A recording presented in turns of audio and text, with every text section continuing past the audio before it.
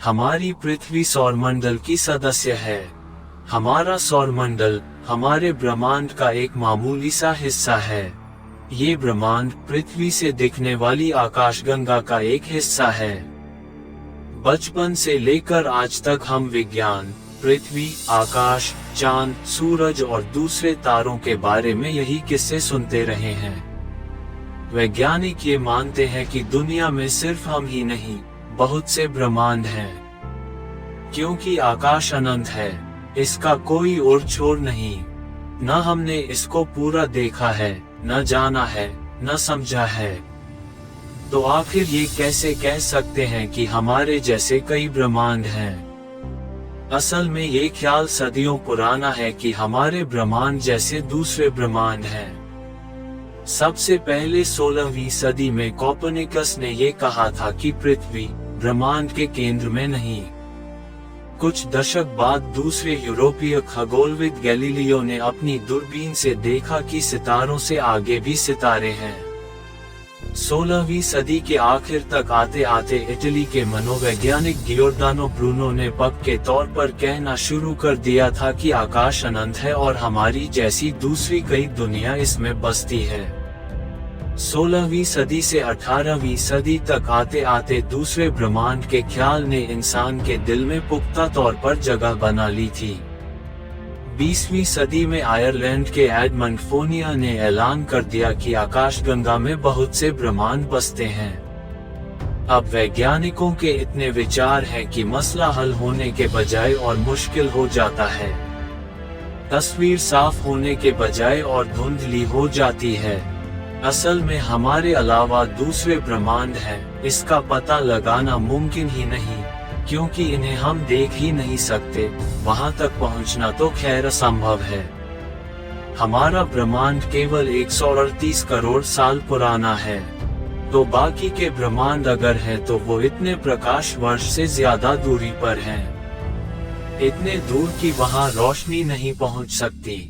वैज्ञानिक कहते हैं कि ब्रह्मांड अभी अलग अलग हैं, मगर वो हमेशा ऐसे नहीं रहेंगे। एक वक्त ऐसा आएगा जब वो एक दूसरे के करीब आएंगे, एक दूसरे में मिल जाएंगे। वैज्ञानिक ये भी कहते हैं कि जैसी हमारी पृथ्वी है परमाणुओं से बनी, वैसी ही और भी पृथ्वी होंगी दूसरे ब्रह्मांडों में, करोड़ों किलोमीटर दूर, हमारी नजरों से ओझल।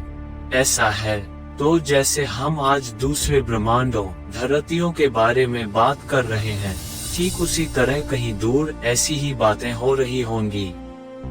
सोचिए, ये ख्याल ही कितना दिलकश है। ये ख्याल कितने पुख्ता हैं। इनकी पड़ताल के लिए हमें ब्रह्मांड की शुरुआत के दौर में जाना होगा। सबसे प्रमुख थ्योरी जो ब्रह्मांड की उत्पत्ति के बारे में चलन में है वो है बिग बैंग थ्योरी। इसके मुताबिक एक छोटे से परमाणु में विस्फोट से हुई थी ब्रह्मांड के बनने की शुरुआत। इसके बाद इसका विस्तार होता गया और आज इसका कोई और छोर हमें नहीं मालूम। बिग बैंग थ्योरी के हिसाब से भी एक नहीं कई ब्रह्मांड होने चाहिए जो एक दूसरे से बहुत दूर हैं। कुछ लोग ये भी मानते हैं कि एक ब्रह्मांड से कई छोटे छोटे ब्रह्मांड पैदा होते हैं। ये कुछ उसी तरह है कि जैसे कोई सितारा ब्लैक होल में समा जाए, मगर नए ब्रह्मांड इसी ब्लैक होल से निकलते हैं जिनका धीरे धीरे विस्तार होता जाता है। कई ब्रह्मांड को लेकर वैज्ञानिकों के बीच 5 तरह की थ्योरी चलन में है। इनमें से कोई कहती है कि बिग बैंग से दूसरे ब्रह्मांड पैदा हुए, वहीं कोई ये कहती है कि ब्लैक होल की घटना के ठीक उलट प्रक्रिया से नए ब्रह्मांड पैदा हुआ। एक और थ्योरी ये भी कहती है कि बड़े ब्रह्मांड से दूसरे छोटे ब्रह्मांड पैदा हुए।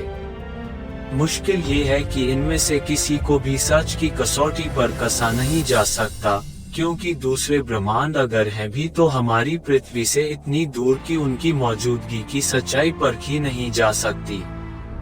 हाँ, इन सिद्धांतों को कसौटी पर कसकर जरूर ये कहा जा सकता है फलां थ्योरी सही है या गलत। आमतौर पर वैज्ञानिक अब ये मानने लगे हैं कि हमारे ब्रह्मांड जैसे कई और ब्रह्मांड हैं। वो कितने हैं कितनी दूर हैं, ये बताना मुश्किल है। असल में किसी भी खगोलीय घटना के जरूरी है कि उसके लिए भौतिक विज्ञान का कोई सिद्धांत हो।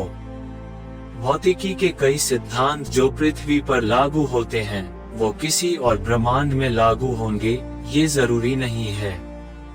इसीलिए वैज्ञानिक बहुत दिनों से थ्योरी ऑफ एवरीथिंग तलाश रहे हैं, यानी भौतिकी के कुछ ऐसे बुनियादी नियम जो हर जगह हर हालात में लागू हो जाएं। अगर ऐसा हो सका तो हमारे लिए ये समझना आसान हो जाएगा कि हमारी पृथ्वी जैसी कहीं दूर दूसरी पृथ्वी है या नहीं, आकाश में कितने ब्रह्मांड हैं। तब तक तो दूसरे ब्रह्मांड के बारे में यही कहा जा सकता है कि दिल बहलाने को गालिब हर ख्याल अच्छा है।